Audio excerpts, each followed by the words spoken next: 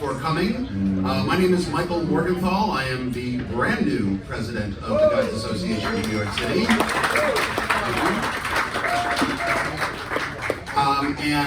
Welcome everybody. I hope everybody had a very happy, safe, fun, and lucrative holiday season. And I hope everybody has a very healthy, happy, peaceful, and lucrative 2024. So we're going to get started with the meeting. Just a couple of quick things in terms of rules of the road, and then we'll just open up the agenda if anybody has any additions. If you have a green or a blue badge, you are a member of GANYC, which means you are entitled to ask questions and make comments at the appropriate times during the meetings. If you have a red badge, my friends, you are a guest, and we love you. We're so happy to have you here. But unfortunately, at the membership meetings, you do not have the right to ask questions. But certainly, when the meeting breaks up, if you do have any specific questions or comments, please find myself or a board member or any of our amazing members, and we're happy to talk your ear off at that point. Number two, if you could all please silence your cell phones, just out of respect for all the people who are going to be speaking here tonight, that would be great. And last but not least, for the members, green or blue badges, if you are making a question or a comment, please stand up and identify yourselves, first and last name, so that we know who you are, not just for the board, for everybody to get to know who you are, and this way we all get to know each other in this great organization that we call GANYC. So does that sound good to everybody? Yes. Okay, awesome. Now, we have a call for new business and approval of the agenda. Is there any new business or items that need to be added to the agenda? Okay, I actually have 3 small items that I'm going to add under new business that were all brought to my attention in the last half hour or so. Number one, going to make a quick announcement about the newsletter. They're not doing a formal report tonight, but Dave asked me to just say a couple of words.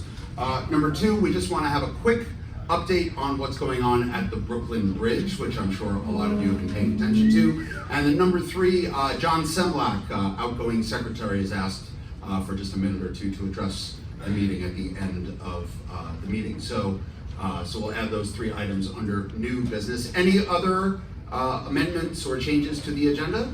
Yes? Yes, the Government Relations Committee will be addressing the issue of the Brooklyn Bridge. Oh, you will? Okay. It's in our report. So if it is not necessary, we will not include that at the end. So great, thank you, Patrick.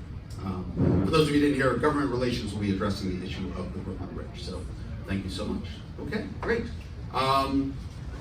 Is the agenda approved? Do I have to make a motion to approve the agenda? Okay, somebody making a motion to approve the agenda? Michael Dillinger, second. Harvey Davidson. Okay, all in favor? Aye. All right, that's great. Oh, and by the way, we don't really have a lot of votes at the membership meeting, but only full members, which is the green badge, have the right to vote at the moment. It's really the only difference between being a full member and a provisional member for those of you who might be new to the organization. So, with that said, we are going to now call up Harvey Davidson, who's going to introduce our hosts from the Hard Rock Cafe for the evening. Harvey.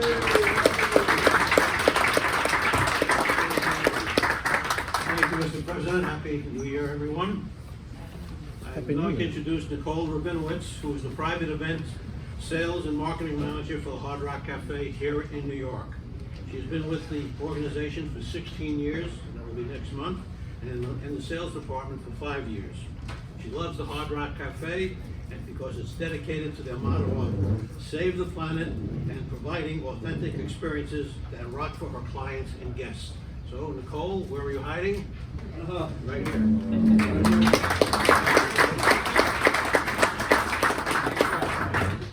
Hi, everyone. Okay. Can you hear me? Yes. That's awesome. I just wanted to say thank you guys so much for coming tonight. Welcome to the Hard Rock Cafe. I was chatting with some members earlier, and I know that probably many of you have been here in the tourism world, especially Thanksgiving week. We were all talking about, but it's great to have everyone here tonight. I'm really looking forward to, being a partner of this organization and, just kind of helping any way we can. We've been in this location about 17 years now, but some of you may remember us from 57th Street as well. Oh, awesome. We love being in the heart of Times Square. We get to watch the ball drop from here and, just really centrally located to the lively parts of the city. So we are in the iconic Paramount building where Elvis Presley has performed. Our stage, as maybe some of you remember, used to be the WWE Cafe, and prior to that, the Paramount where Frank Sinatra has performed, and the Rat Pack, and all that kind of cool stuff.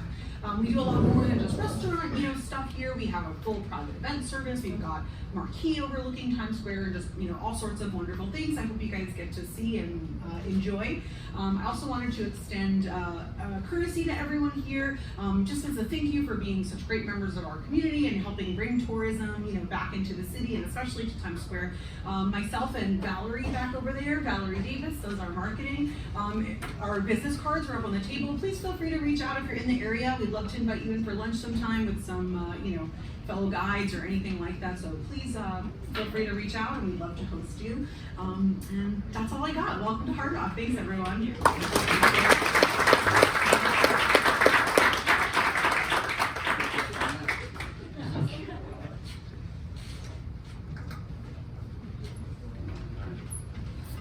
Thank you so much, Nicole. And we're really, really appreciative of being here for our first meeting of 2024. And kind of an honor to be in the same place that Frank Sinatra performed and caused a riot back in the day, but that's another story for another time. So, okay, so we're going to continue with the presidential report. So, again, I want to wish everybody a happy and a healthy new year. Thank you so much for joining us tonight.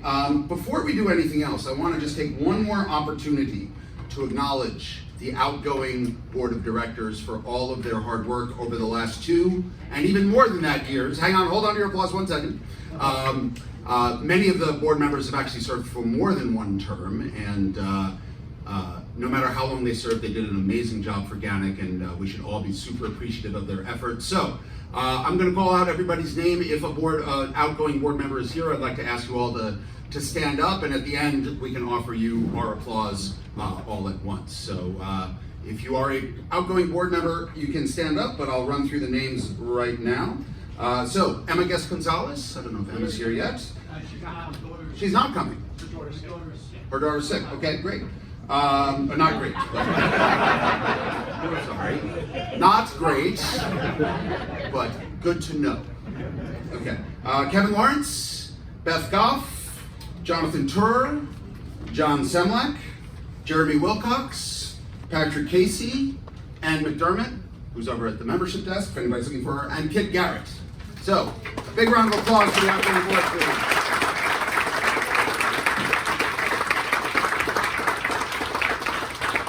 Thank you so much. Your efforts are greatly appreciated, and we hope you'll continue to be involved in the organization moving forward. Next, the incoming board has really big shoes to fill because of the great work that the previous board and boards have done. I know probably not everybody has met the new board, so I just want to introduce the new board to everybody. So we'll do the same thing. I will call out the names, ask the members of the new board rather, to stand up, and we can give a round of applause at the end. So, Vice Presidents Beth Goff, the only holdover, and Catherine Hill. Treasurer Sarah Lyons. Secretaries Lee Hammingy and Mitch Paluzek. I hope I pronounced both of those names correctly. And our members at large, Gary Dennis, Joseph Jojo London, and Michaela Fagan. So,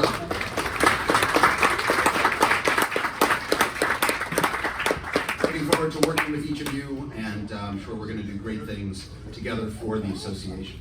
Lastly, before we dive into the report, I want to acknowledge all of the GANYC committee chairs, who are the volunteers who truly make GANYC go and operate. So much of what we do as an association really emanates from the hard work of our various committees. So once again, I'm just going to read down the list. If you are a committee chair or co-chair and you're here, I'll call out names. Please stand up, and we'll have a big round of applause at the end. So, awards, Sarah Lyons. Certification, Michael Dillinger. Education, Nina Mende. Ethics and Oversight, Susan Birnbaum. Government Relations, Patrick Casey. Industry Relations, Bob Gelber. Insurance, TBD. Membership, Ann McDermott. Multilingual Guides, John Semlak. Newsletter, Dave Gardner. And Public Relations, Jeremy Wilcox. Is there anybody I left out, by the way? Thank you so much for all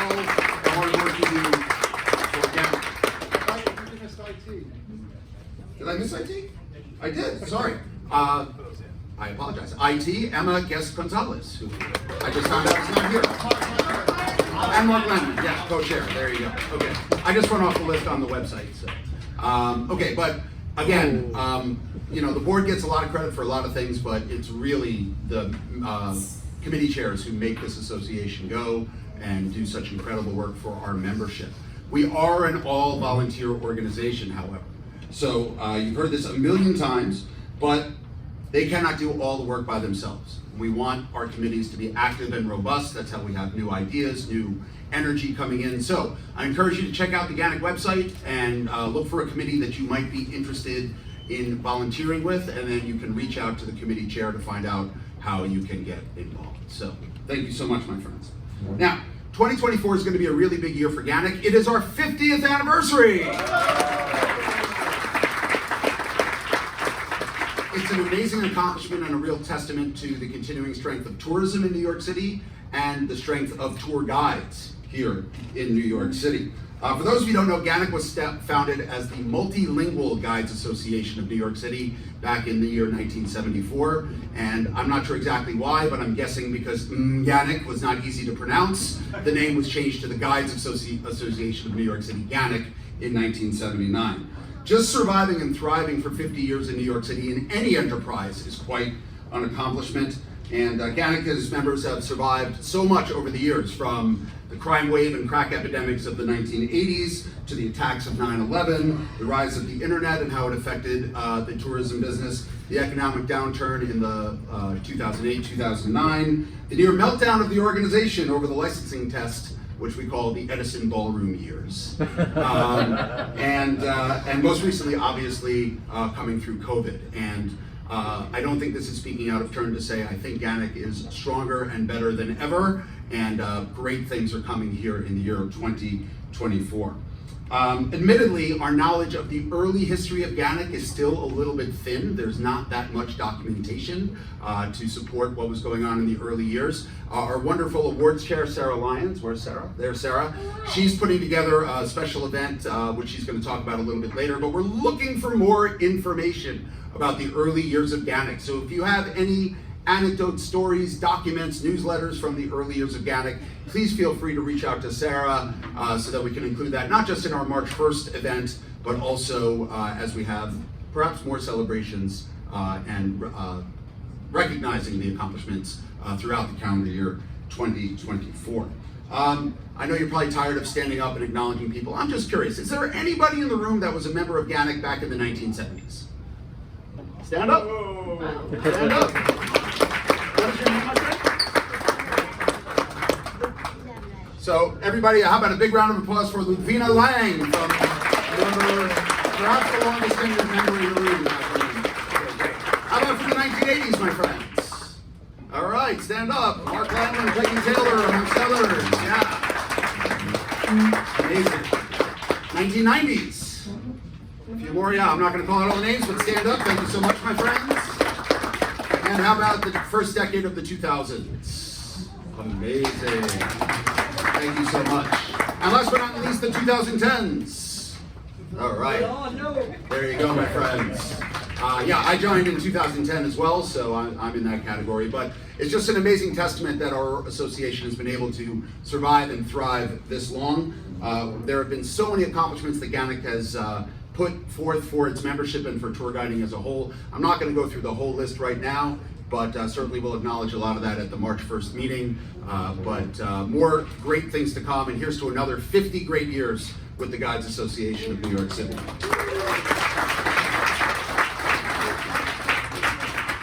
Now, it is the first week of January, which means that we've just finished our official renewal period for membership. So I just wanted to give you a quick update. None of what we do is possible without our dues-paying members. You are the ones who allow us to do all that we do, and we try to do it to best serve you in your professional and personal capacities. So I have not checked our registrations or our renewals since last night. I know as of last night we had 360 active members.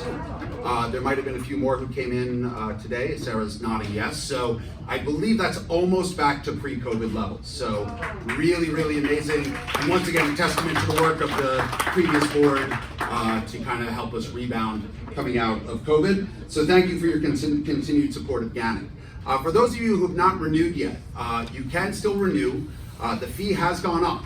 So up until December 31st, the fee was $150. Now moving forward for the rest of the calendar year, it's $175, which is the actual membership fee. We just offered a brief discount for those who signed up or renewed early. And there is no late fee. You can renew at any time if you've not already renewed. But if you have not renewed yet, your membership will be deactivated. So there's, and as soon as you pay your dues, your membership will be reactivated. So please keep that in mind for any of you who have been waiting to renew. The sooner the better, so that you can participate in all the great things that GANYC has to offer. In addition, we always are looking to grow our ranks. So if you have friends, colleagues, at tour operators, companies that you work with, please encourage them to join GANYC. You all know what a great association this is. You're our best evangelists. So please, please, please encourage your friends and colleagues to join the association. Also, it is not too late to sign up for the liability insurance that we are able to get through the National Federation of Tour Guides Associations, the NFTGA. The cost is $105. That's if you pay with a check. There is a small fee if you pay. Oh, hello, hello, hello. Excuse me. Hello. What's that? Tour guide voice. Yeah. So there is a small credit card processing fee if you pay online with a credit card or PayPal. The deadline is January 24th, but that is retroactive. So if you pay before January 24th, you're covered retroactive to the 1st of this year. Now, for both membership, if anybody wants to renew tonight, or if you want to buy the insurance, the liability insurance. Thank you, Victor. If you want to do that, and you have a check tonight, you can certainly leave a check with Sarah Lyons, our new treasurer. Be happy to take your money. But again, you can also register, renew online, both for the membership and for the insurance dues. Okay. Unfortunately, we have some sad news to start the year with. I'm sure some of you saw this online, but longtime GANYC member and Queensborough historian Jack Eichenbaum recently passed away within the past week or so. Jack was prolific, irascible, funny, and an amazing ambassador for both Queens and the city of New York as a whole, and he was a valued member of GANYC. I think I remember when I was on the board previously, we lobbied Jack for a long time to actually join the association, and then he finally did, and he became a great member of the association. I want to thank Susan Katz and Hermit Wang in particular, who've been providing a lot of updates on Jack's condition and also what's been happening in terms of a memorial service being planned. I did reach out to the family and expressed GANYC's condolences on behalf of the entire membership. They are planning a memorial service sometime in late February, early March. As soon as we have that information, we will pass it on to all of the membership. But Jack was a great New Yorker, a great member of GANYC, and he will surely be missed. But the new year also brings new beginnings. And the biggest new beginning we have is that the revamped GANYC website is just about ready for prime time.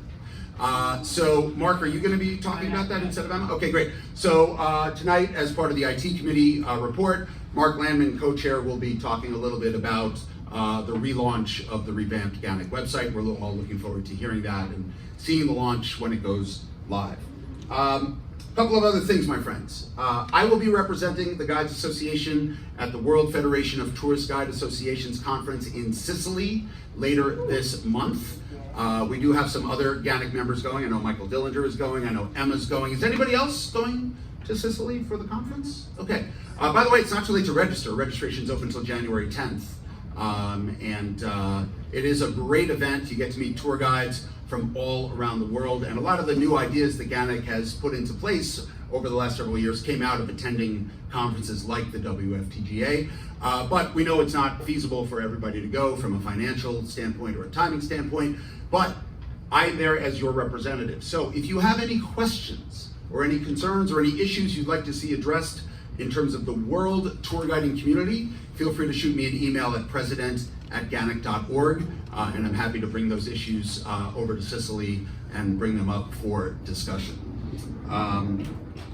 I will deliver a report about the WFTGA event at our next membership meeting, which is going to be Wednesday, February 7th at the State Bar and Grill at the Empire State Building. So you guys can put that down on your calendar as well. Last but not least, as some of you may know, this year we're not having a formal holiday or post-holiday party. We are having a big celebration on March 1st for our 50th anniversary. But in lieu of that, tonight after the meeting, anybody who would like to stay can stay here in this room.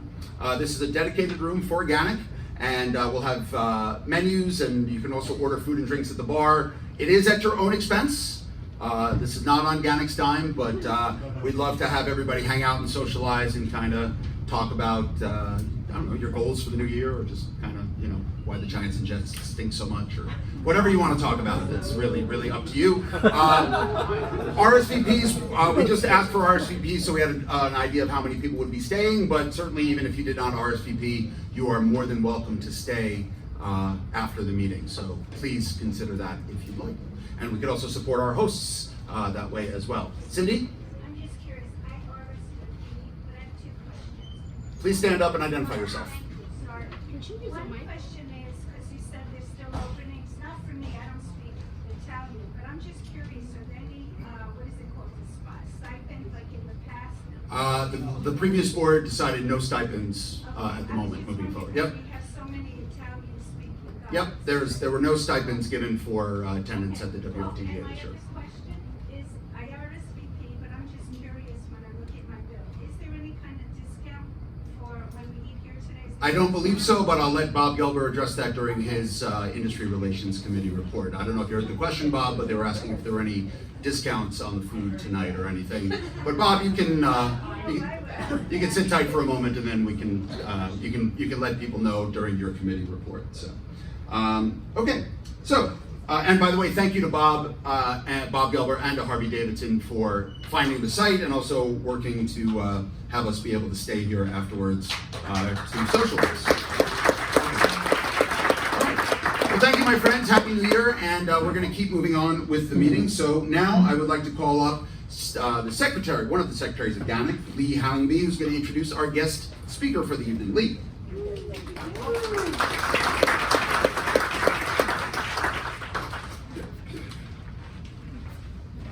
Okay, well, good evening, everybody, and I want to join Mike Morgenthau in thanking everyone for coming out on this early winter evening, and also wish everyone a happy new year. Hope it's a great year for us individually as guides and a great year for our professional association, GANYC.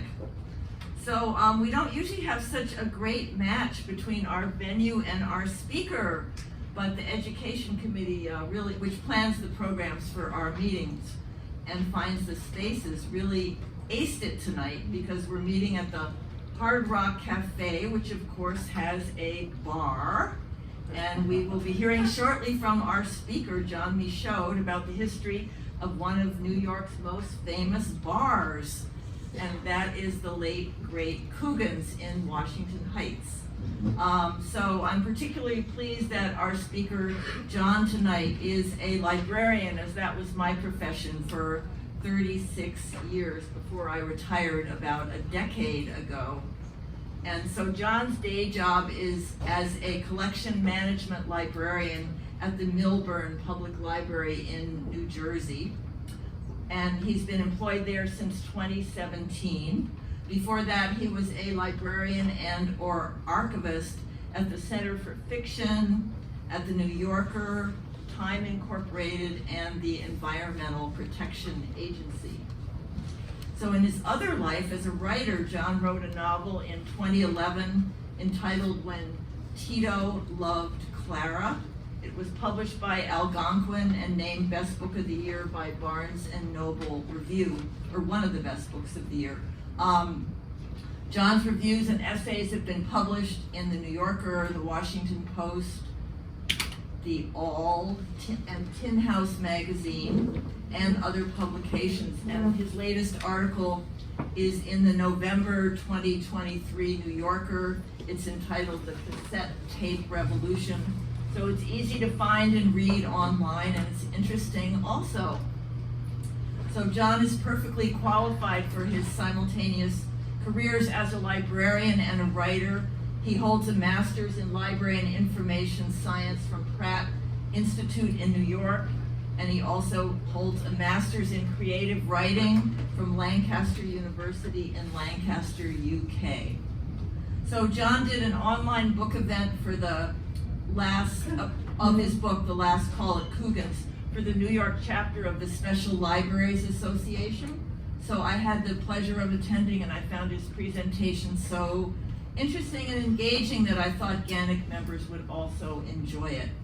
So the book, besides being the story of one of the most well-known bars in New York City, is a great microcosm of much of the history of Washington Heights and even of New York City in general. So here is John Michaud. Thank you.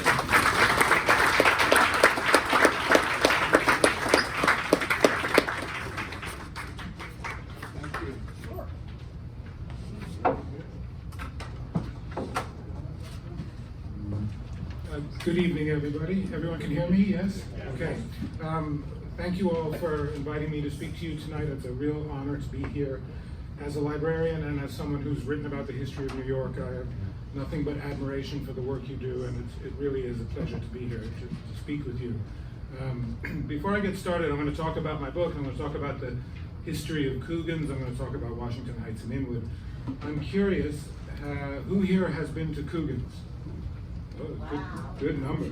And who here lives in either Washington Heights or Inwood? Any uptowners? Yeah. Okay, so if I get something wrong, you all can correct me afterwards, okay? This group will. I'm sure. Repeatedly. So I'm going to speak extemporaneously, starting roughly chronologically about the history of the bar, and I'll also read appropriate passages from the book. Now, Coogan's opened in 1985 in Washington Heights, but the story of Coogan's actually begins in Flushing, Queens in 1974.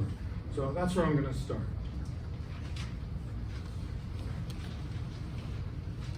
On a sweltering day in July of 1974, an electrician named Joey McFadden lost his footing and fell from the scoreboard that stood beyond the right center field fence at Shea Stadium in Queens, New York City. 86 feet high and 175 feet wide, the board was a signature feature of the Mets' home field, which had opened to the public a decade earlier. Joey, in his mid-30s, was paid to maintain the board. He fell 20 feet, fracturing his leg in multiple places, and lay there screaming in agony for 15 minutes until Mets relief pitcher Tug McGraw, who was warming up in the bullpen, heard him and summoned help. It took another 2 hours for the grounds crew and paramedics to rig a pulley system to lift Joey out from under the scoreboard and get him into an ambulance.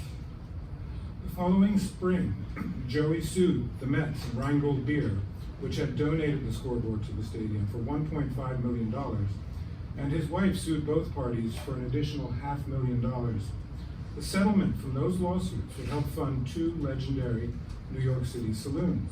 The first, Ryan McFadden's, later just McFadden's, on 2nd Avenue and 42nd Street, was opened in 1979 by Joey, his brother Steve Pally McFadden, and a friend named Danny Ryan. Steve and Joey were a study in contrast. Steve was quiet and focused with a sly wit, and he was good at managing bars. Joey, on the other hand, was the rambunctious life of the party. He was good at hanging out in bars. The dichotomy between the McFadden brothers was emblematic of the conflict at the heart of every drinking establishment. Saloons are places of fun, but they are also places of business. Successful bars find a happy balance between those 2 impulses. After a falling out with his brother, Joey left the partnership, selling his stake. This would not prove to be his wisest decision. McFadden's, which was situated across the street from the Daily News, prospered, drawing actors, sportsmen, and journalists, as well as the Emerald Society and the Ancient Order of Hibernians, which hosted its annual St. Patrick's Day breakfast at the bar ahead of the parade up Fifth Avenue. In 2001, McFadden's became a franchise, expanding to a dozen locations across the country, including one at Citi Field, the ballpark that the Mets opened in 2009 to replace Shea Stadium. The second saloon that Joey helped open with his payout was Coogan's in Washington Heights. As was the case with McFadden's, Joey's involvement was short-lived, but after a difficult gestation, Coogan's also prospered, transcending its origins as a traditional Irish saloon to become the neighborhood bar for one of the most complex neighborhoods in New York City, a neighborhood that would undergo rapid change in the decades immediately before and after the turn of the 20th century. And that's the story this book will tell, and that's the story I'm going to try and tell you in about 20 minutes here. I want to leave a little time at the end for questions. So Joey, who wasn't, as you can tell, great at managing his finances or managing himself, he ended up a few years later drinking at a bar in Inwood. As many of you know, Inwood was the last fully Irish neighborhood in New York City.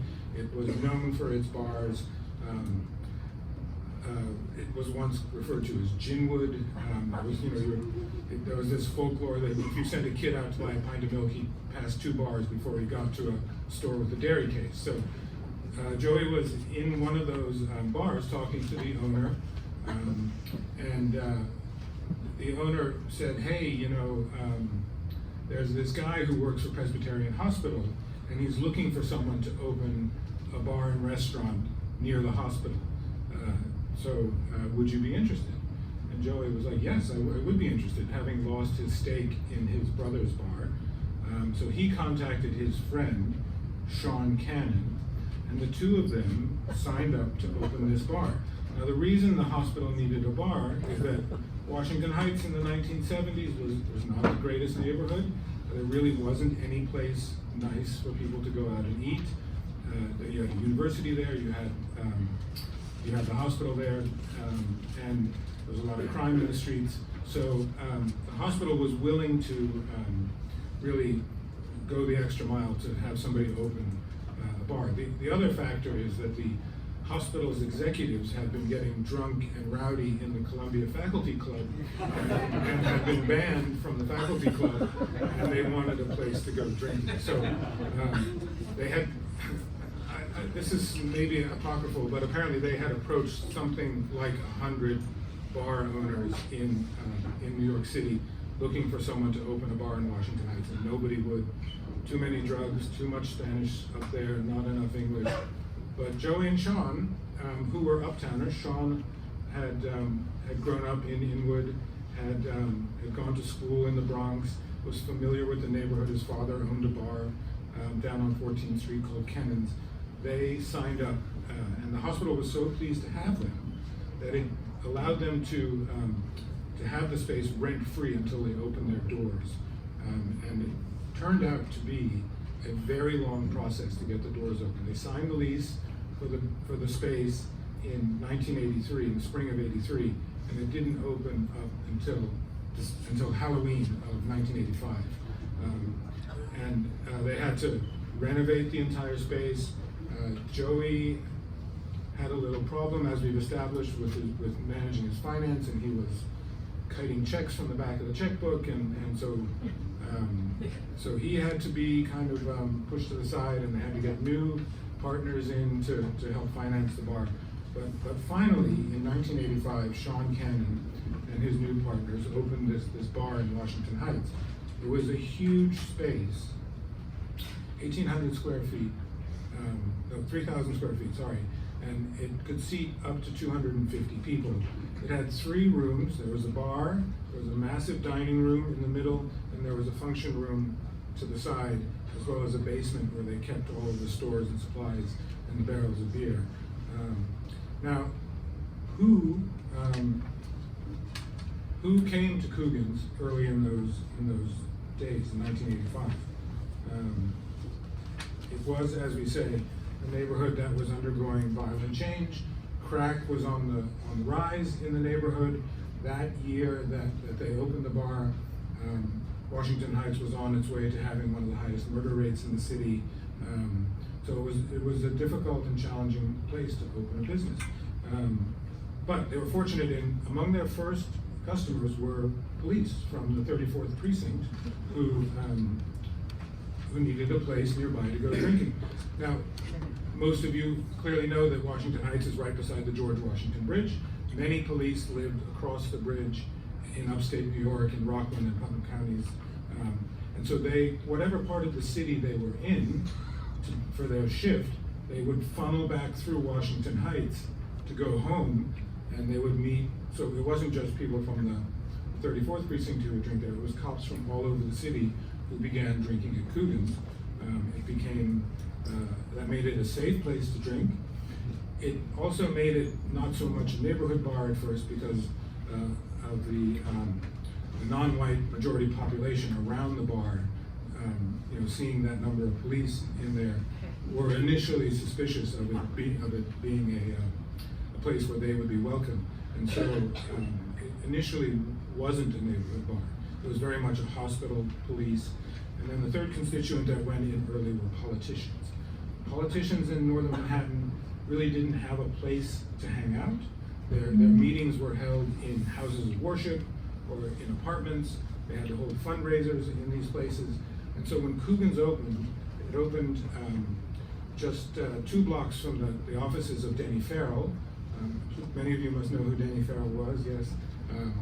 So he would go on to be perhaps the second or third most powerful politician in New York State, head of the state Democratic Party, and he represented that district. And he immediately adopted Coogan's as his spot. And because Denny adopted it, and because he wielded a lot of power, a lot of other politicians started going there, young, up-and-coming politicians, people who wanted to court Denny's favor.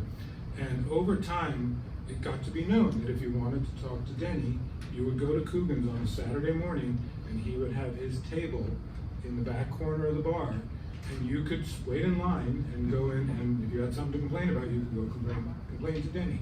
He said, famously said, I am a front room politician, not a back room politician. I saw him there many times when I would go in.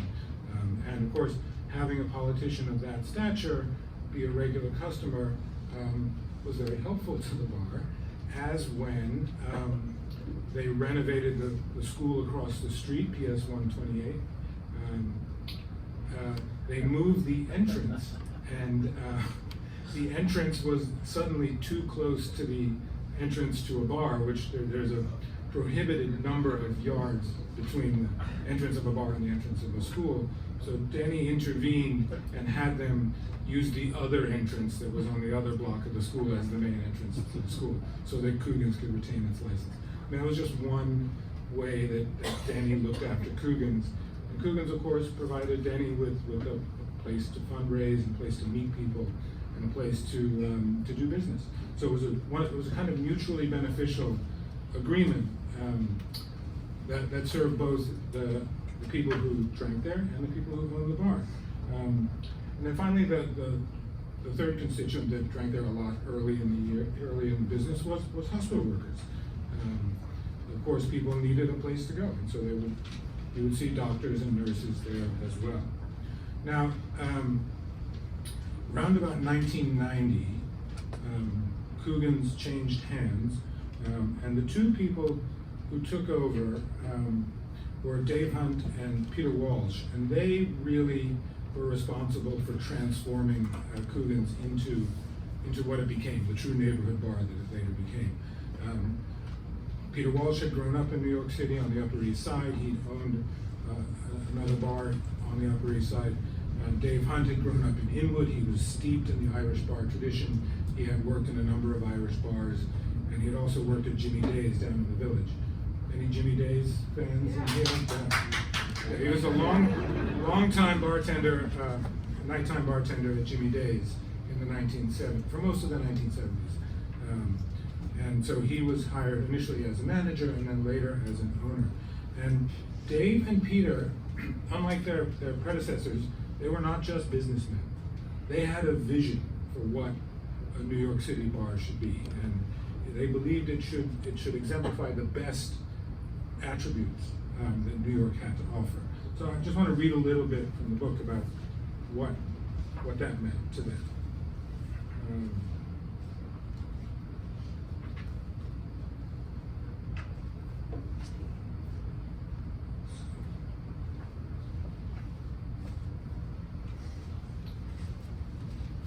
As they looked to the future, the principal owners, liberated from their frustrating relations with their previous partners, began putting into action a shared vision for a New York City neighborhood bar and restaurant. That would be their spot in the taxonomy of the city's bars. Their inspiration was part Shraff's and part Inwood Saloon, but ultimately descended from the country pubs of Ireland. Peter liked to enumerate the traits they had in mind. The pub has a fireplace, so you can get warmed up. You find out the pig prices and the wheat prices from your neighbor 2 miles down the road, who you only see at the pub. You also find out where the British soldiers are. You come for warmth, you come in for information, you come for social interaction. It's the whole package, the christening, the wedding, and the wake. Peter and Dave thought Coogan's could offer this, revised and updated for their corner of New York City. Pig prices and wheat prices were not likely to be shared at Coogan's, but plenty of other local intelligence was. Who was going to challenge an incumbent elected official for their seat? Which piece of property was the hospital planning to acquire? What current scandal was rippling through the community board? It was all fodder for the trough at Coogan's. Coogan's also had a literary ancestor in Davy Burns, a Dublin pub mentioned in James Joyce's Ulysses. In Chapter 8, Lestrygonians, Leopold Bloom, hungry from a busy morning, looks for a place to get lunch. First, he enters the Burton Hotel, which is packed with men. The scene assaults his sentence. Stink gripped his trembling breath. Pungent meat juice, slush of greens, see the animals feed. His gorge rising, Bloom abandons the Burton in favor of a light snack at Davy Burns on Duke Street. There he finds a much more salubrious atmosphere. Nice quiet bar, nice piece of wood, nicely planed, like the way it curves. He orders a glass of wine and a gorgonzola sandwich. His relief is palpable. Davy Burns, Bloom thinks, a moral pub. So Coogan's aspired to be a moral pub. And so how did they go about doing this? How did they go about bringing in the neighborhood? Well, it was a long process, and like a lot of good businessmen, they just kept trying things, and if something failed, they stopped trying it. Something succeeded, they continued with it. They invited artists in. They connected with the local artists, and they began to show art on the walls of Coogan's. And over time, the bar accumulated a huge collection of art and photography that represented the history of the neighborhood. They created a theater company. One of their waiters was an aspiring actor, and he created the Bridge Theater Company, which staged plays in their back room. The leader of that theater company, was later sent an early draft of In the Heights by Lin-Manuel Miranda. Miranda, of course, grew up in Washington Heights and Inwood. His father was a power player in uptown politics, was an advisor to the mayor, and had founded the Hispanic Federation. He was also the owner of the local newspaper. So Lin-Manuel grew up drinking in Coogan's and was a regular there, and he knew about the theater company, and he actually wrote a profile of the theater company for his father's newspaper. And a few weeks later, he sent the early draft of In the Heights to the Bridge Theater Company. But the company didn't have a theater, barely had money to pay for subway fare for its actors. It just couldn't take on a play of that magnitude.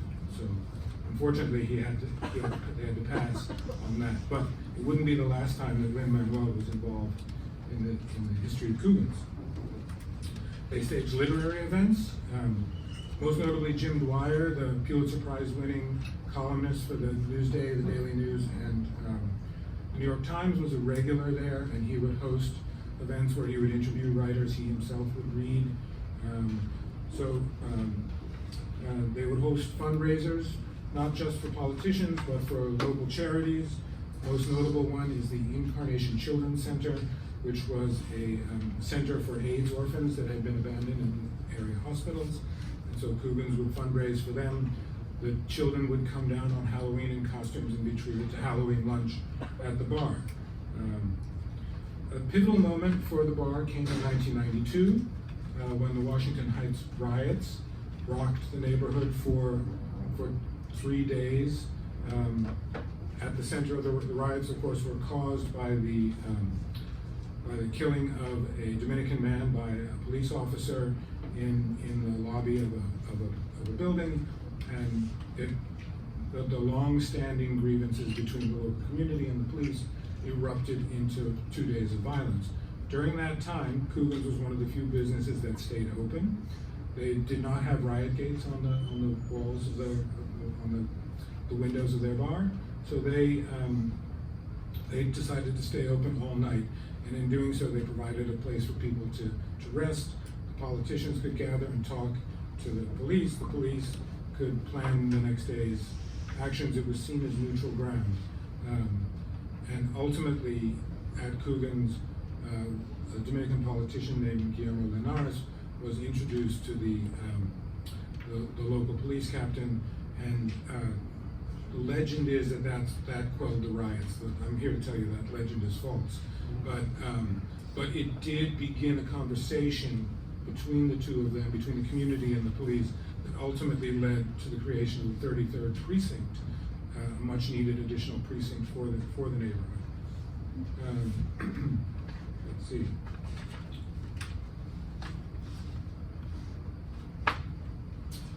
Another notable event in the bar's history, in 1996, Jerry Adams, the Irish politician, came and spoke at a fundraiser, not at a fundraiser. He was not allowed to raise funds on that trip. So, for those of you who recall the history, this was a period when Adams was kind of being rehabilitated as a politician. The IRA had declared a ceasefire and had broken that ceasefire with a bombing in the East End of London, in which one person had died. And Adams had been invited to the St. Patrick's Day party at the White House that year, but was uninvited in the wake of that event. And he needed a place to go, so he came to New York, and Coogan's hosted him, and they put together all the local politicians, a sort of multicultural group of local school kids to welcome him. And he came and he spoke not about the Irish peace process, but about the common needs of people in Ireland and in Washington Heights, people who have been on the short end of the justice stick from the dominant powers. So it was a huge publicity boost for Coogan's, and on the wake of that, they staged their most famous event, which is the Salsa Blues and Shamrocks 5K. Has anyone run the Salsa Blues and Shamrocks 5K? Yes. So that's a 5K race that was run from 1999 and is still being run by New York Roadrunners today in Washington Heights. It starts on 175th Street and goes up around the cloisters and back down. The bar's owners conceived it as a way of taking back the streets from the drug dealers for one day, and for one day they did. They brought lots of people from outside the neighborhood to experience Washington Heights, and they turned Washington Heights into a festival for a day. That event also cemented the long-standing relationship between the bar and the Armory. I'm sure many of you are familiar with the Washington Heights Armory, the huge track and field facility. It was an appendage of Coogan's, or Coogan's was an appendage of it. The two of them had a symbiotic relationship that was also mutually beneficial. On days, on the Milrose Games days or days with huge track meets, you could go into Coogan's and see Olympic gold medalists singing karaoke. So it was a really good relationship for both of them. And Coogan's kind of hit its stride in the mid-90s and continued throughout the 90s and 2000s until in February of 2018, their landlord, the hospital, decided to raise their rent by $20,000 a month, which was essentially doubling their rent. Just to give you a little background, the real estate department for Columbia Presbyterian Hospital used to be uptown, but after the merger, when it became New York Presbyterian Hospital, the real estate offices moved downtown. So the people making the real estate decisions were not regulars at Coogan's, did not understand the history between the neighborhood and the bar. It was just another real estate asset for them. So the owners of the bar tried for 2 years to negotiate a fair lease. They tried to enlist their political allies, but to no avail, and they finally gave up. And so in January of 2018, Jim Dwyer published an article in the New York Times called "Coogan's An Uptown Stalwart Makes Its Last Stand," basically announcing to the world that Coogan's was going to close because of this outrageous rent increase from the hospital. And over the next 3 days, there was an enormous uproar among the community, among the politicians. There was a huge Facebook campaign.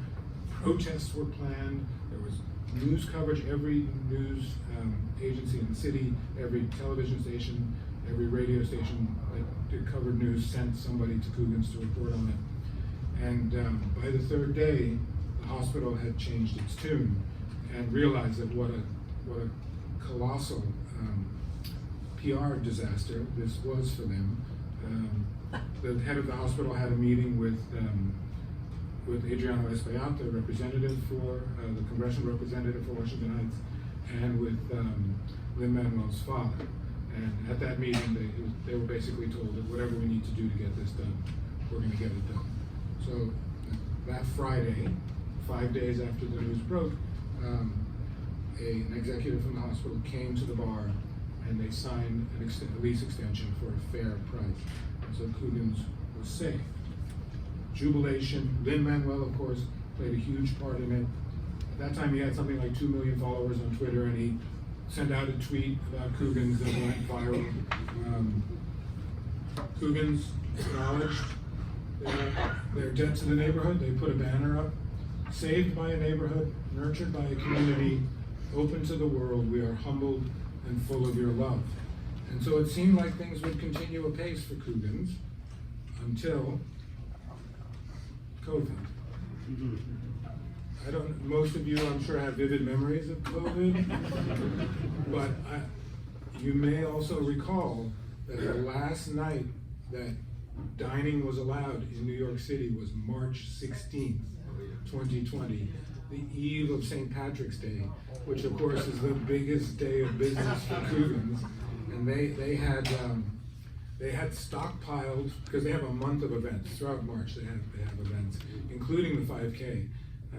They had stockpiled the place full of food and beer and alcohol and supplies, and they shut down the day before St. Patrick's Day. One of the owners tweeted me a picture of all the chairs up on the tables on St. Patrick's Day and said, this is the saddest St. Patrick's Day ever. They did $220 of takeout business on St. Patrick's Day, if you can imagine. Now the owners of Coogan's, among the three owners, they had 130 years in the restaurant business in New York City. They figured out right away that this was not going to be a done deal. This was going to last. And so they decided within weeks to close the bar. And they told all of their employees, do not go looking for work in the hospitality business. This is going to be a couple of years. And they turned out to be correct. So they got all the food that was left in the bar. They invited all of their employees to come and gather as much food as they could take. They gave them their final paychecks. They filled out their unemployment work for them, and Coogan's was closed. But they still had bills to pay. They still had stuff to do. They still had to get the space ready to hand back to the hospital. And one of the ways they were able to do that is that the breweries, led by Budweiser, took back all of the barrels of beer that had been that Coogan's had purchased and refunded them the money, and that money allowed them to make their final paycheck and pay their final debts. And so they ended even in the just neither in the black nor in the red because of that. So they had earned that goodwill over the years, and it was paid back to them by the brewers. And so Coogan's has been closed since since March 16th, 2020. The space, for those of you who live in Washington Heights, you know that the space has not changed. That it still says Coogan's on the outside. You could probably walk in and stand at the bar. They've just put metal gates on the doors, which they of course never had when the bar was open. So that's the end of the Coogan story. There's much more in my book about the story. I will just say that my own connection to Coogan's is personal. My wife is Dominican and grew up in northern Manhattan, and when she and I started dating in the 90s, I moved up with her, and part of moving into northern Manhattan was going to Coogan's with her family. And so that's how I began to go to Coogan's. And when I heard the news that they were going to go out of business, I went and wrote an article about them.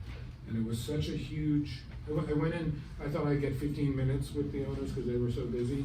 I sat down with them for 2.5 hours. And I walked out thinking, oh man, I'm not going to be able to fit all of that in a 2,000 word article. Maybe someone should write a book. And then the next day I was like, maybe I should write the book. And so that's how I came to write the book. So, I mean, thank you all for listening. Do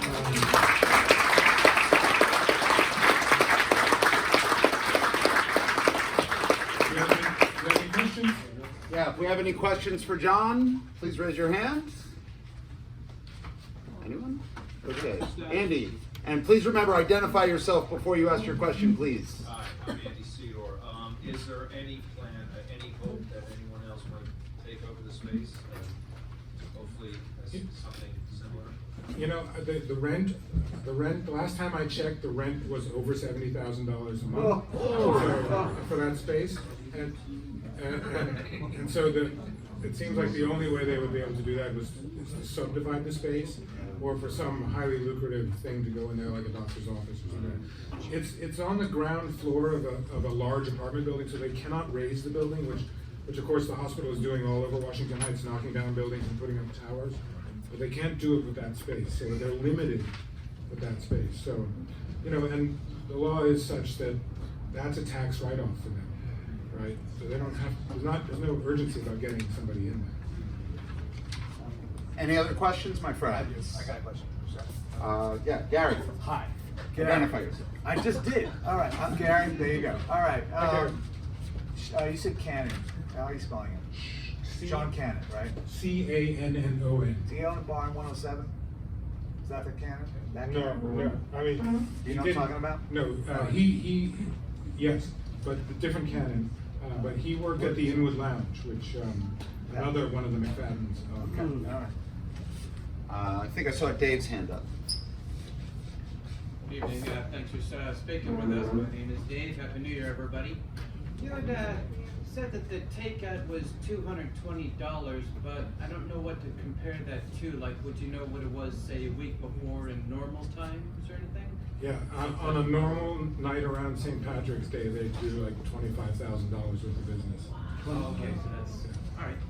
Thanks. I have time for one more question, if anybody has a question.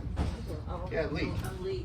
So I think in the interview you did after the audiobook, which I listened to, you talked about the role of bars for people meeting other people basically to date. So I was wondering if you could talk about that aspect of Coogan's and of bars in general, and maybe the changes that are going on there, which you mentioned at the end of the book. Yes, and so one of the things that attracted me to Coogan's is I'm very interested in third places, places that are not work and not home, and the importance of those places, particularly in a city like New York, where you can't. It's hard to entertain people in your apartment, right? You need a communal space where you can go out and meet people and exchange, like the place we're in right now. This is the perfect example. And the owners of Coogan's definitely wanted to facilitate communication. There are no end of romances that started at Coogan's, particularly between Dominican nurses and Irish cops. But there's also lots of friendships and community building things that took place, and there are lots of stories about that. And they fretted about how technology was going to change the bar business. That why would you go out to a bar when you can watch any movie on a high definition television in order any kind of food from a really good restaurant in, like why would you go out to a bar? Well, the reason is because you want to talk to people, and you still need to go out to talk to people. Great. Okay. So my friend, one more hand for John and Sean. Great. Now, John, you have a few books that you can sell? Yes, I'll be over there at the end. Okay, and but I'm understanding you don't have to bring, didn't you bring a ton of books? How can people find your book if you run out of books to sell over here? Online, Amazon, Okay. Barnes & Noble, bookshop.org, your local bookseller. Right. So all the normal places you buy books, you can find John's books. He will be at the check-in desk selling the few copies that he brought with him tonight. If you go over there to purchase a book, please keep your voices down because it's in the same room that we're continuing to conduct the meeting. But great talk. I'm sad that I never got to Coogan's. McFadden's used to be a hangout for me when I worked on 43rd and 2nd. In fact, it's where I saw the OJ verdict. Just to date myself a little bit. So anyway, so thank you so much, John. We really, really appreciate it.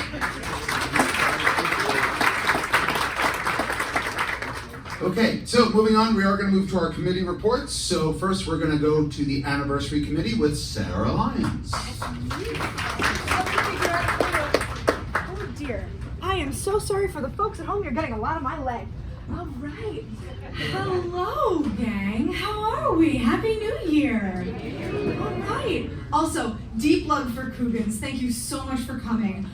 Side note, Coogan's is where I met Scott Stringer when he was getting ready to run for mayor, and we talked fashion at a watch party and my last time at Coogan's for the presidential primary debate. It was very exciting, and I miss it deeply. But to the actual news. So, as a reminder, we will be having our anniversary party in the evening of Friday, March 1st at Buttonweiser Hall at the 92nd Street Y. And the party will be cocktail style with hors d'oeuvres and drinks and a few brief presentations and plenty of socializing. We're gonna get you all well friendly with each other. More details are forthcoming about finalizing details on ticketing and food.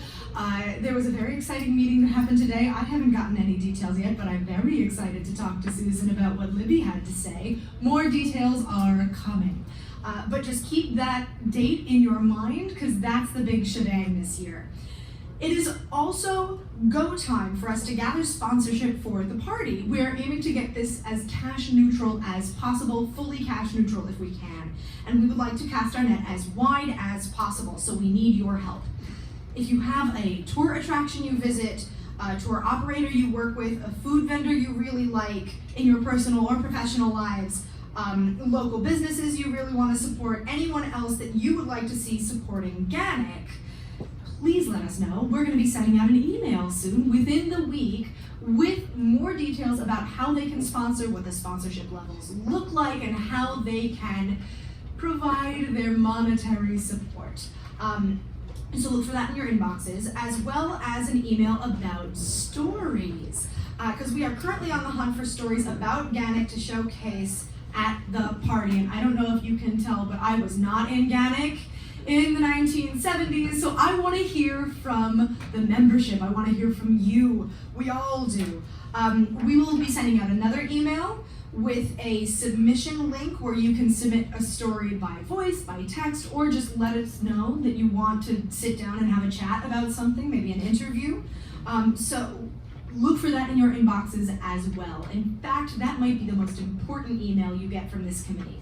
And as always, any questions or ideas can be directed at myself or at my lovely co-chair, Anne. You can reach us, there you are, Anne. You can reach us at our normal committee email, so that'll be awards@ganyc.org or membership@ganyc.org. And we will also have another meeting on Tuesday, January 9th at 6 p.m. on Zoom. So if you want to be part of the fun, please let us know. That is our penultimate push towards the party, and all sorts of exciting things are going to happen. And that is my full report, friends. Does anybody have any questions? Yes, Cindy. Sarah, I talked really fast. I think I left your voicemail. I may not have gotten it. It just dawned on me. I was on the way out at the airport. I said, remind me when I get back, and it didn't happen. It was Are you doing anything? Not you personally, but is there a theme to this? And also, since it's the 50th year anniversary, has GANYC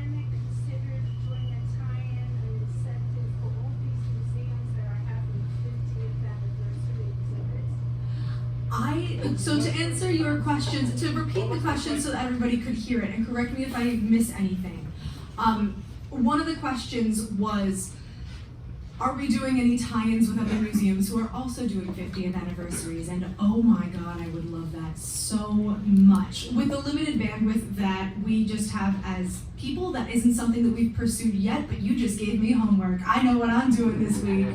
And that is something that I'm absolutely gonna be pursuing. We had already considered reaching out to some museums for sponsorship and partnership opportunities on making the event happen. And your first question, remind me, because it left me because I got excited about your second. Oh, is there a thing? A theme, a thing or a theme? Theme, okay.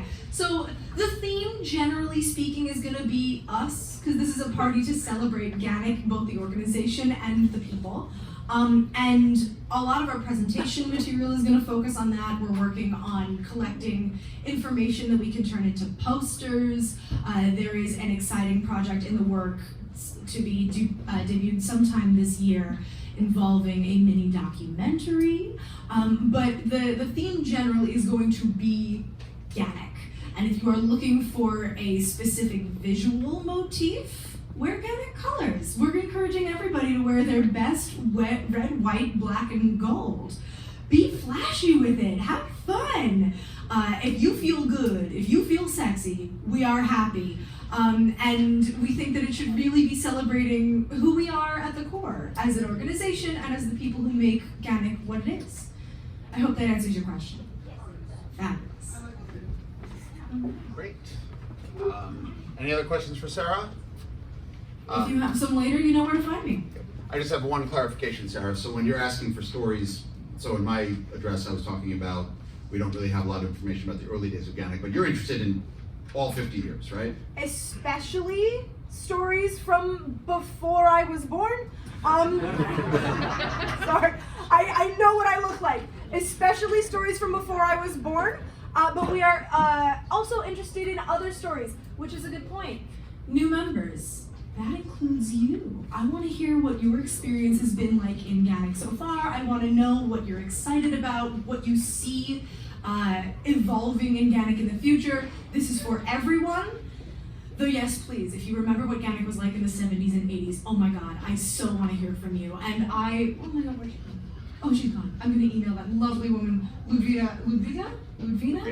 Ludvina, I'm going to email Ludvina later tonight. So yeah, give me stories. I want to hear from all of you.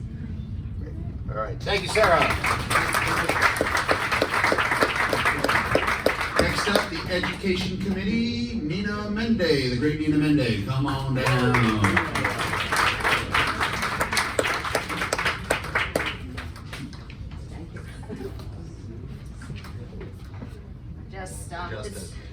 I guess I'm okay, right? Okay. Welcome, new board, and hooray for the old board and both wonderful, such wonderful people in this organization. I was just thinking what Sarah said, and I spoke to Joe Spalak on New Year's Day, and he said, we're celebrating the 400th anniversary of the Dutch discovering New York, not Manhattan. So maybe that's something we can tie in, but yeah.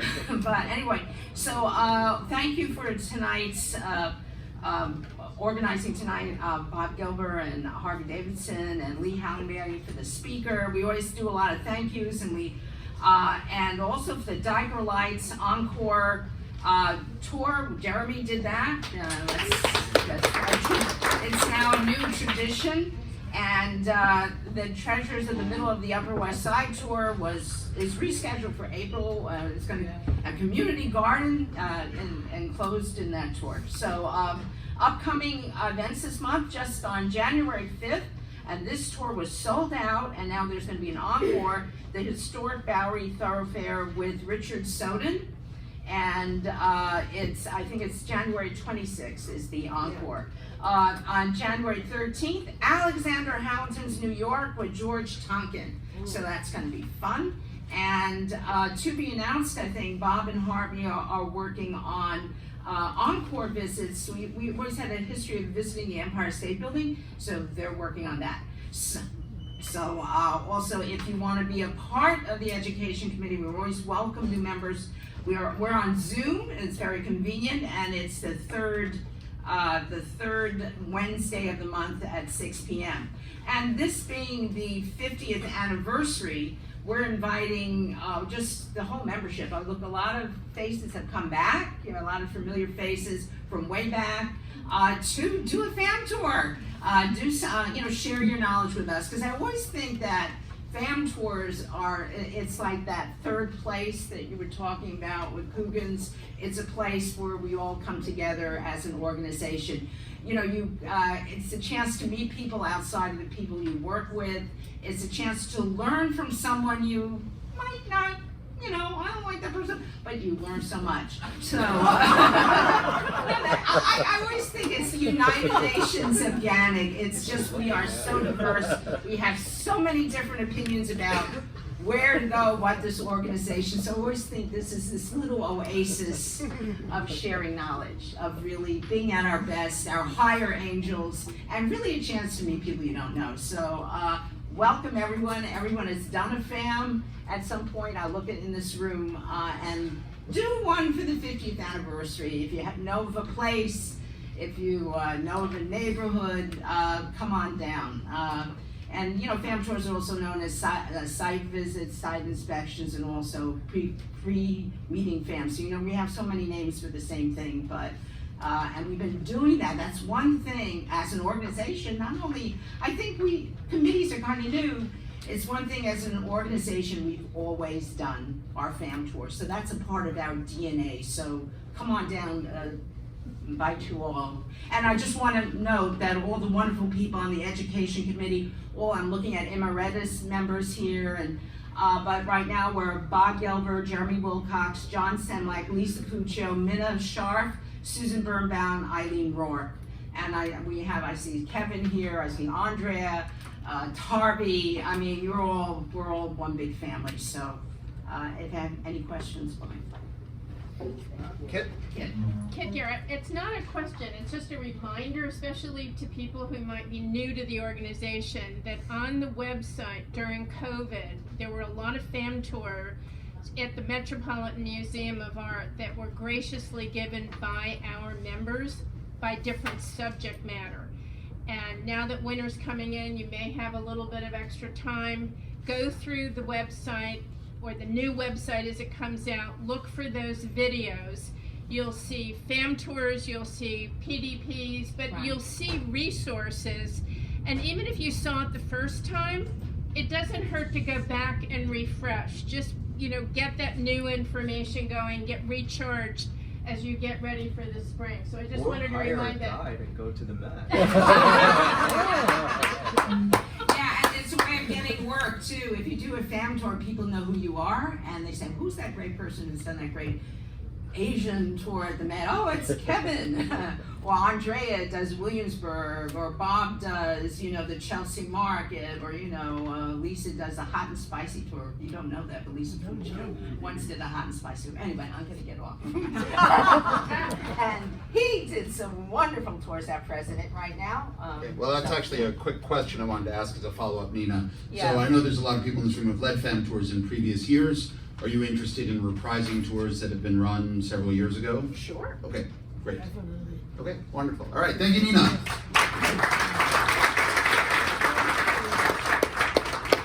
Okay, next up, Government Relations, Patrick Casey. Patrick, come on down.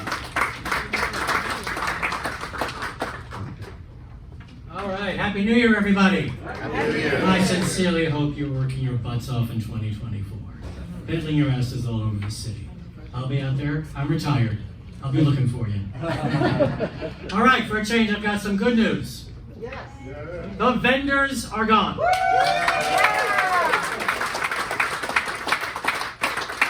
Effective midnight, last night. Wow. Vending on the Brooklyn Bridge. Well, per DOT regulations, vending on the pedestrian walkways and bike paths of any New York City bridge is forbidden. Stuff will be confiscated if you try to do it. What, of course, is of most concern to us is the Brooklyn Bridge. Now, it's really cool. The DOT very quickly amended its regulations. to empower the police to take the vendors off the bridge. But was really remarkable was the mayor's presser yesterday. It was the lead-off item. Yes, I watch the mayor's pressers, so you don't have to. Thank you. I expect a commendation at the end of the season. No, he was really quite adamant, and his team was very much behind him. It simply cannot be permitted. It poses far too many risks. I don't know if the video that the clip they actually showed at the presser was the one that was taken, I believe, by a GANYC member, of somebody literally climbing over a barricade to get out of the walkway to get into the bike lane so they could get off the bridge. But that was played, and I know a GANYC member was circulating that video. I couldn't quite see if it was the same one. So that is really an enormous piece of good news for us. This administration is determined to keep the bridges clear. And a lot of people have complained, like, oh, where are the vendors going to go? That's not DOT's problem. It's also not our problem. If Mayor LaGuardia could figure out where to put vendors, I think Mayor Adams could figure it out too, right?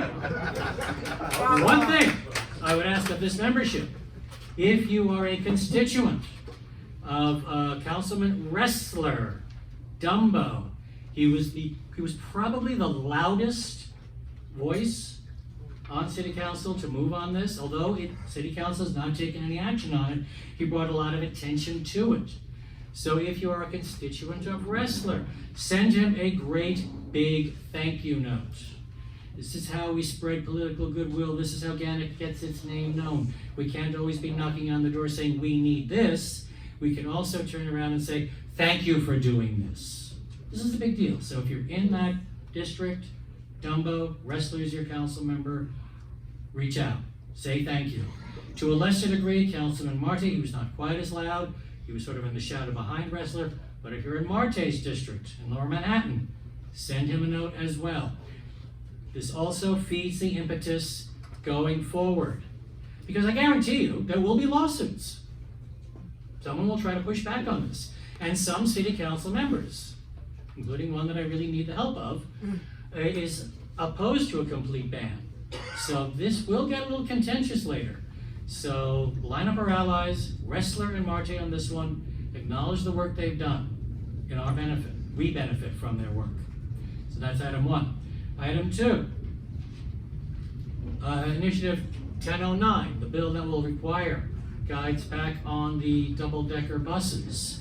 It's been sitting dormant now for months with City Council. We have finally gotten a meeting with the primary sponsor of the bill, Gail Brewer. That meeting is going to take place on January 12th. Is that at 1 o'clock or is that noon? Hold on a second, let me check my notes. Noon. So, in this room, and I'll be doing an email, it will go out via a wild apricot server tomorrow. I can only bring 4 guides. That's what I'm limited to. Ideally, I want them to be constituents of Brewer in District 6. If you're a guide, obviously you're here, you're a licensed guide, a constituent of Brewer in District 6, and you're free on Friday the 12th at noon, email me at governmentrelations.org. Obviously I can't bring everybody who might want to go. I'll bring 4. That's what I can do. Expect these meetings usually take about 15 minutes. If I get more, I'll take it, but they're usually pocketed at 15 minutes. And it's going to take place at Brewer's administrative office across the street from City Hall. So if you're free, if you're interested, and quite frankly, why wouldn't you be interested? Email me, governmentrelations@ganyc.org. Another project that we were sort of starting, some of the members had spoken about, the plaques that a lot of us refer to in the course of our walking tours are suffering some wear and tear, and we want to get them some love. But we asked for photos and some information from our membership as you do your tours, and we got nothing. I got 1 response. Come on, people. The appearance of our city is part of how we make our living. So, if you see something that is part of your walking path on your tours that needs some tender loving care, note it, photograph it, send it to governmentrelations.com. There is some, governmentrelations@ganyc.org.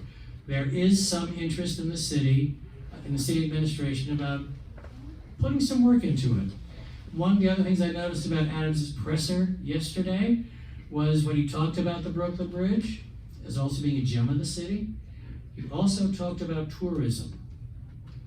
The city is waking up. Tourism, the industry in New York has loved to hate for years, because real estate sucks right now, is getting some love. So let's take advantage of it while we can. It was Churchill who said, let no crisis go to waste. Questions? Yo, in the back. Good thing. Please identify yourself. My name is Jacinto Rodriguez, and I know I'm not a member, but I'm gonna say something that has to be addressed because of we spoke about the Brooklyn Bridge, and the last thing that you say. If I see something, say something. The trash situation in the Brooklyn Bridge has gone pretty much out of control. It's not being taken care of on a daily basis or nightly basis. I've done tours in the morning, 10 a.m., and I have seen piles of trash cans already piling up, and it's getting out of control. I know Eric Adams has his whole campaign of going against the rest of the city of New York and all these things, and what he's showing is actually the opposite. He wants to feed the rest of New York, and the Brooklyn Bridge is now filled with trash everywhere, and I have tons of photos of that. Okay, and you said there was something else? No, that's That was it? I'm just pointing out the In all likelihood, you're going to see a much cleaner Brooklyn Bridge with the vendor traffic gone. If you don't, the council members that are responsible are Ressler and Martin. And let us know as well. We can, of course, advocate on your behalf. A cleaner city is a benefit to all of us. Cindy. Two things, one to address, yeah, Cindy again. Cindy, please address your comments to the You podium. gotta speak loud, please. I'll try to get my tour. Okay, so, one thing is yesterday, if you noticed, and it was great, that was on the news, a lot of channels about getting the vendors out. Suddenly people were interested, but they also mentioned the trash situation on the Brooklyn Bridge, that they were taking care of that too. But that was kind of implied, because they did mention the trash will be less now. The other thing is I'm wondering, and I don't know if you can answer this, I didn't hear them say anything about the vendors, if any, and I'm sure a lot of you have been doing, during the Christmas season, tours on specifically 6th Avenue, where 6th Avenue has become like Chinatown near Rockefeller Center, in terms of you have to literally, I had to have people line up one by one, because there were so many vendors. So my concern is those vendors from the bridges are gonna, 6th Avenue is gonna become like, a lot of other places will become like Chinatown, where they're all over and very little room to walk. Did you hear anything about them cleaning out any of the other areas? No, the focus was on the all our bridges through the DOT new regulations and the mayor's commitment to enforce those regulations. Obviously, the vendors will move elsewhere, and we're going to deal with those issues as they come up, as they manifest themselves. We take it one step at a time. I'm taking the win when I get the win. Yeah. Hello. First a statement and then a Identify yourself. Stand up and identify yourself. Hello, Scott Woolidge. Scott, welcome. Yeah, I did my first tour since this morning on the Brooklyn Bridge. since the ban. And I can tell you, it is glorious. It is so glorious. There's so much more room, and you don't have to scream over all the music. Oh, anyway, thank you. So, thank you. I was engaged too, and Lincoln Ressler is my rep, so I will be thanking him in person. I see him all the time. He's always around the neighborhood. So.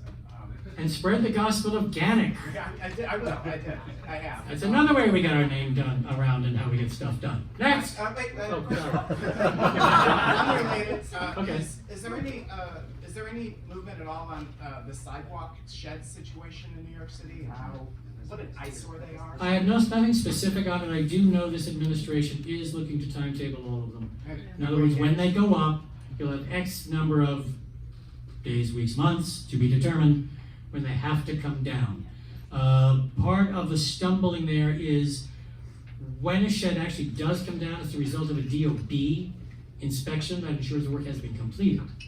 So that has to be worked through. There is a bureaucratic mess to go through to get there, but the shorter lifespan of sheds is on this administration's agenda. Kristen actually had her hand up next. Hi guys. Kristen Singleton Ferrari, Happy New Year, everybody. I know this might not be associated, but Wagner Park and that piece of sidewalk that we always used to take people to see the Statue of Liberty, etc.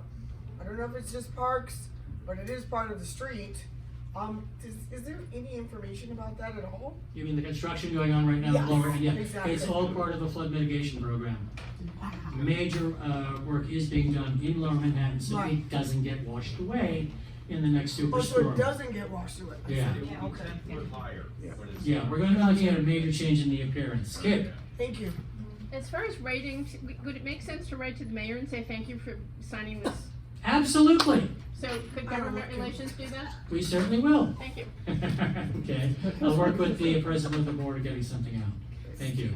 Anyone else? Going once, going twice. I have one quick question. So, if a tour guide sees vendors returning to the bridge, 311, 911, so call 311 to report it, not 911. No, it's not an It's not an emergency. So 311 to report if you see vendors returning illegally to the bridge, or any bridge for that matter.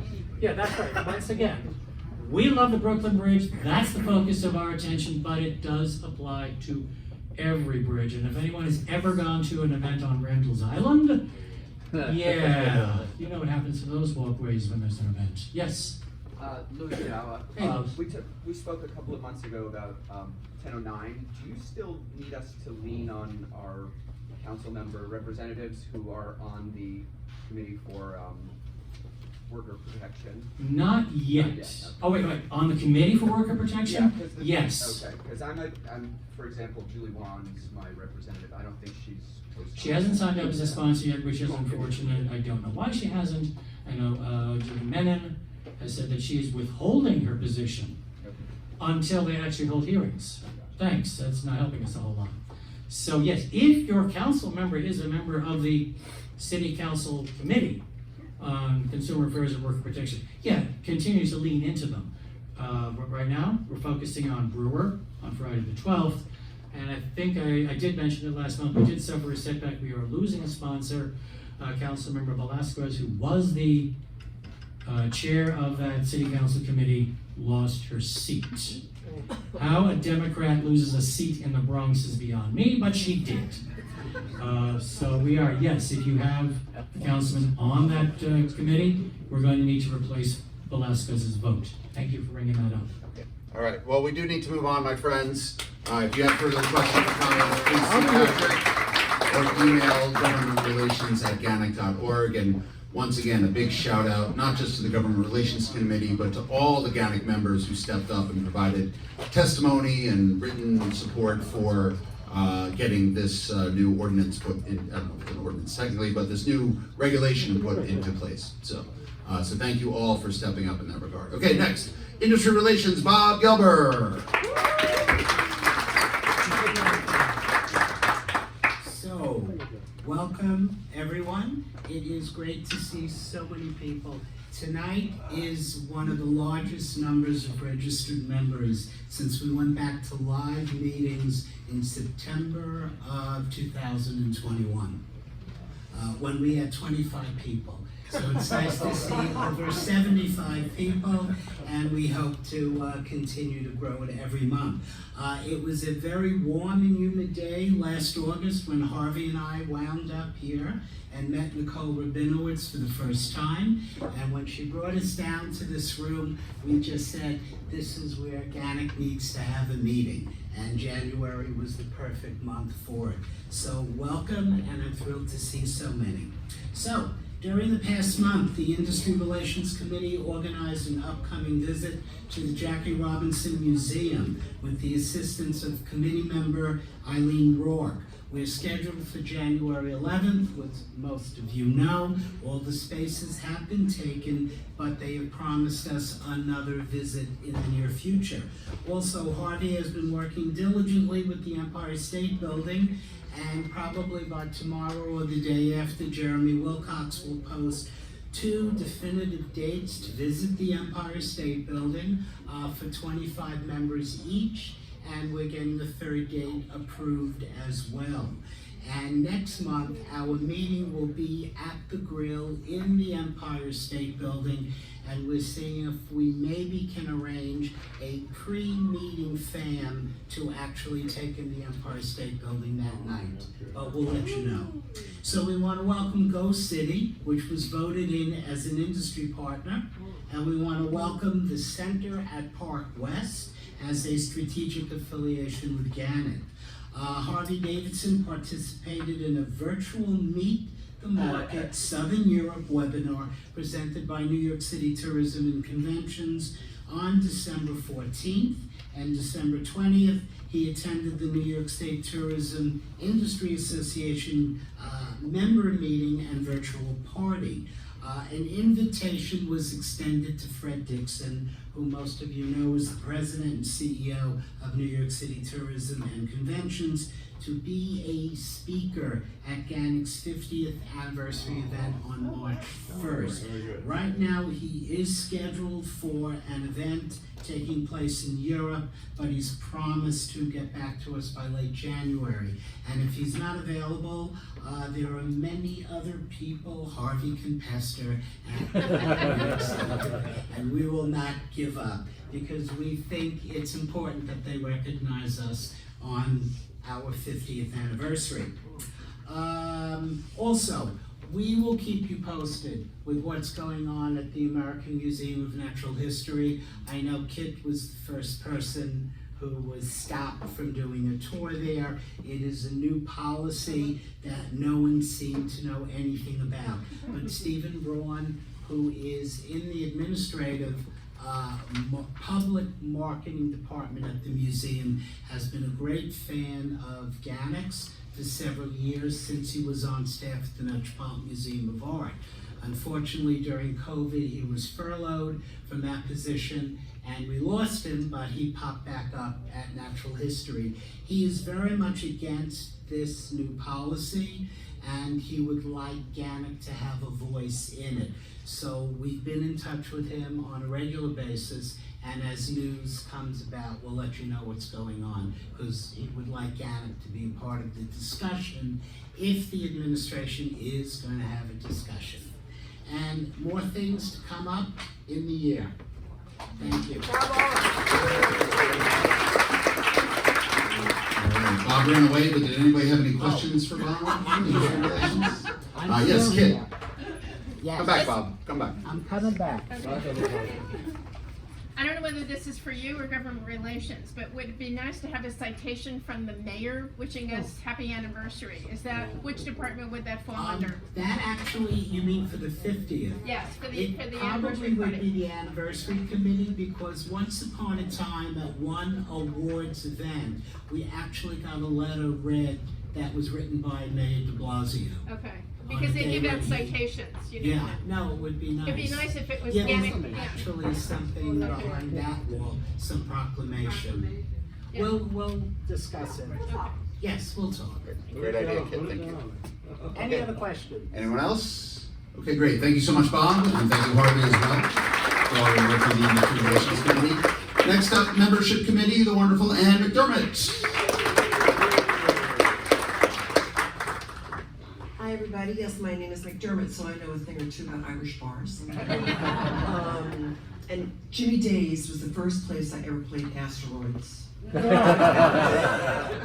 had great burgers. It was down in the village on off Sheridan Square. Anyway, so membership committee is doing well. We have 5 new members that joined us since the last meeting that we had, so that's wonderful. We have 3 interviewees signed up for this meeting on the 15th to bring in new people, and we have a new member meeting that we're going to have on the 17th of January. So if you are new to GANYC within the last year, you are welcome to come to this meeting. It's for new members only. But if you are new to GANYC within the last year, please stand up. Be shy. Go on.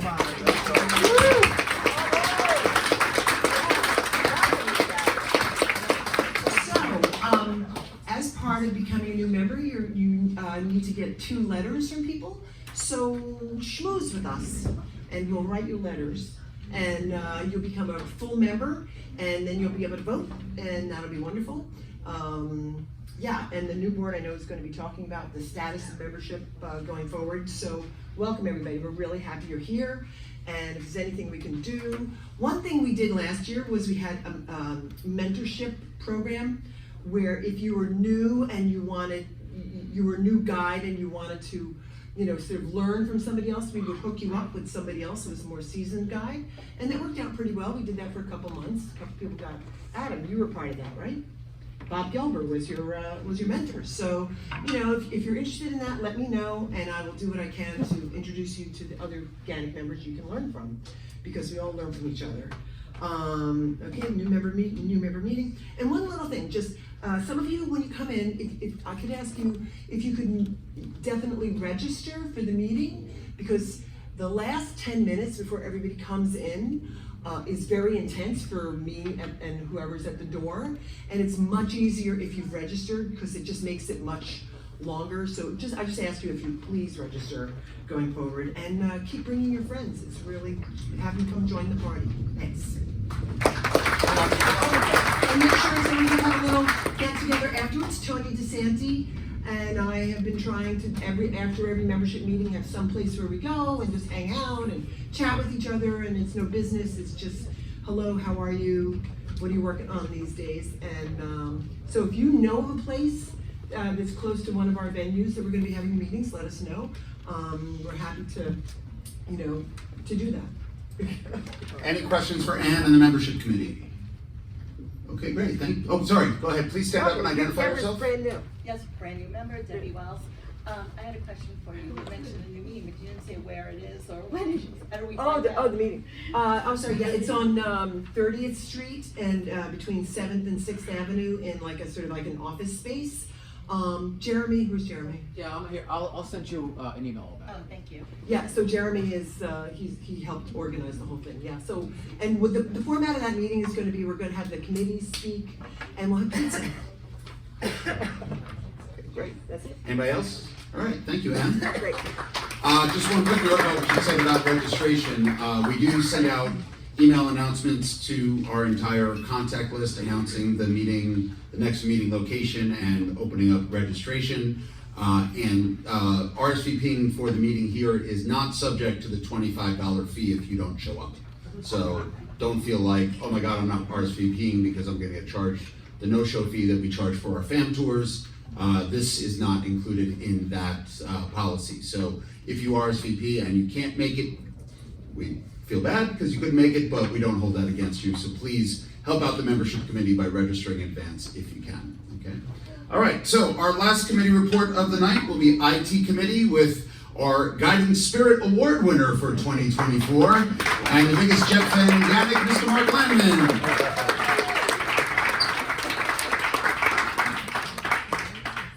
Hi. Well, I guess it's been a while since I gave a GANYC speech for the IT committee, but Emma's daughter has RSV, so she called in sick and let me know about an hour ago if I could make this announcement. And I also gave tours in the 70s, even though I wasn't a GANYC member, so that only means I'm getting old, that's all that thing. So, the new GANYC website will be launched on January 10th, 1 week from tonight. Tomorrow or Friday at the latest, you will receive an announcement from GANYC with a link to the new site. You're welcome to log into the site to adjust your profile and try out some of the new features before it goes live to the public. Any changes you make to your profile on the new site will be saved and will appear when the site goes live next week. If you have any questions, please email it@ganyc.org.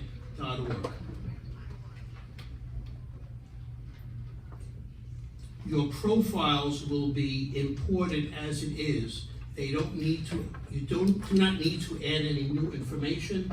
The wild apricot information will not be changed. However, if you make any changes on the new site, it will not appear on the old site. And that is the announcement. Are there any questions? Harvey has a question. Harvey. I noticed looking up some guys, they don't have profiles, and so you can't find them on the website. So I would suggest to register and put a profile in if you want people to know that you're available to jobs. That is definitely, not only should the members update their profile and add a photo, go to in my accounts, there's the subscription page, so you can get notified when there's a FAM or a meeting or other GANYC events. Okay? Even when the new newsletter comes out, you'll be notified of that as well. But you have to subscribe to those specific announcements. Any other questions? Howard? Password issue, no. It all should be the same, but feel free to, you can change that at any time. And if you have a problem doing any of that, email me at GANYC.org. IT@GANYC.org. Yes, thank you. I have one quick question, Mark. You mentioned that changes to the new website will not be reflected on the old website. If you update the new website, it will not be reflected in the old website. Is there a timetable? Is the old website going offline on January 10th as well? I don't know the answer to that question. Okay. Probably not right away. That is for us to kind of kick the tires, check it out, make comments before it goes live to the public. And I don't know when that is going to be, but I don't think it's going to take long. Okay. Okay? Great. All right, great. Thank you so much, Mark. Okay, so we just have two more items on the agenda. First, I was just asked by our great newsletter chair and editor and publisher, Dave Gardner, to ask everybody, new members, old members, whoever, who might have some content they want to submit for our quarterly newsletter guidelines. You can email newsletter@GANYC.org, everything from covering fan tours to book reviews to attraction reviews, anything and everything. If you have an idea that you think you'd like to share with the GANYC membership via guidelines, please reach out to Dave. He's always looking for content, and he does a great job with this quarterly newsletter. So thank you so much, Dave. Last item, John Semlak, one of our outgoing secretaries, just asked for a moment to address the membership, so we'll turn it over to John. Thanks, I'm going to keep this brief. You can raise that up. Show off. I'll keep this brief because everybody's got myriad things to do, but I want to, first of all, thank everybody here who reached out to me when my father passed away about a month ago, and it does really, remind us that GANYC is a family. And thankfully, I'll just thank the entire membership for, I was going to say this at the last meeting when we had our outgoing board send-off, but thanks everybody for nominating me and electing me as secretary for 2 terms. I really appreciate it. It's been an honor to serve everybody. I was going to thank all my fellow board members individually, but I'm going to keep that very brief. You all know who you are. And it was, at times kind of very feisty and so forth, but those of us who are outgoing are finished with it.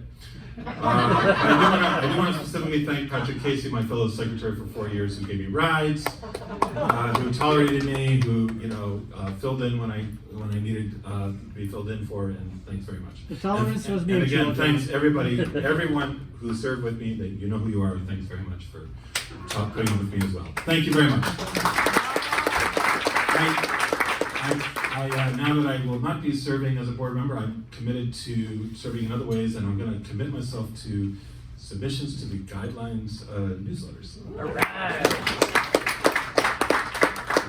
Thank you, John. And just FYI, John has been incredibly gracious with his time in the transition to the new board, helping out the incoming secretaries get organized with agendas and meeting minutes and stuff like that. So thank you again, John.